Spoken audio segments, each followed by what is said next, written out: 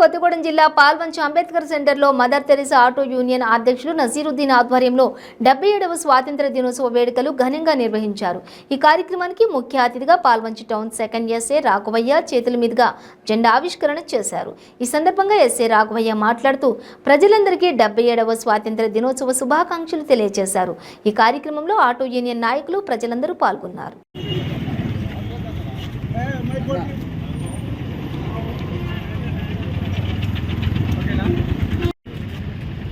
ఈరోజు అంబేద్కర్ సెంటర్ పాల్వంచ అంబేద్కర్ సెంటర్లో మన జెండా ఆవిష్కరణ ఆటో యూనియన్ సంఘాలు కారు తర్వాత మోటార్ వెహికల్ సంబంధించిన యూనియన్లు అన్నీ చాలా ఉత్సాహంగా పాల్వంచ పట్టణంలో మన జెండా హోస్టింగ్ కార్యక్రమాలు చేయడం జరిగింది।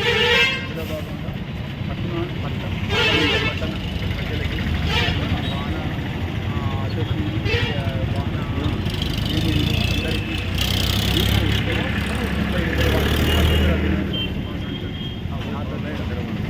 అందరూ ఈ ఆటో యూనియన్కి ఇక్కడ ప్రయాణికులతో కానీ తర్వాత ఏదైనా ఇబ్బందులు లేకుండా వాహనాలు నడిపేటప్పుడు కానీ చాలా జాగ్రత్తగా ఉండాలని వాళ్ళు ప్రయాణికులు ఏవైనా వస్తువులు ఆటోలో మర్చిపోయినా లేకపోతే నైట్ సమయంలో ఎవరైనా ప్రయాణికులు తీసుకెళ్లేటప్పుడు వారి పట్ల చాలా జాగ్రత్తగా మర్యాదపూర్వకంగా ప్రవర్తించాలని ఈ ఆటో తోలే డ్రైవర్లకి అందరికీ నా తరఫున వాళ్ళకి తెలియపరుస్తున్నాను।